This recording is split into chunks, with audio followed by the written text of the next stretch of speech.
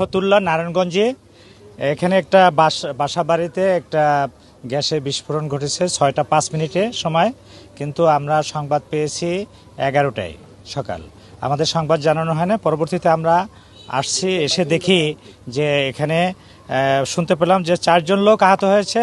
তারা already Dhaka burn ইউনিটে চলে গেছে এবং আমরা যে এখানে গ্যাস সিলিন্ডার দেখতে পেয়েছি এবং এখানে যে ঘটনা ঘটেছে যে আসলে এই যে লাইনের যে গ্যাসটা গিয়েছে, এই গ্যাসের লিকেজ থেকে ওই ঘরের গ্যাসের চেম্বার অবস্থায় ছিল।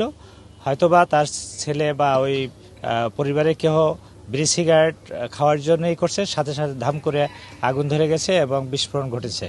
তো এবং বিকট একটা শব্দ হয়েছে এবং এখানে দুর্ঘটনায় রাকিব, সাকিব, মেহেদি এবং আব্দুল কাদের এই 4জন আহত আছে।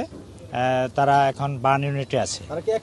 একই বাবার 3 ছেলে এবং আমরা যতটুকু জানতে পেরেছি ওনারা এই ফুচকা এবং চটপটির হালিমের ব্যবসা করে, এটা পরিলক্ষিত হয়েছে এবং আশেপাশের লোকজন বলেছে যে বিকট একটা শব্দ হয়েছে।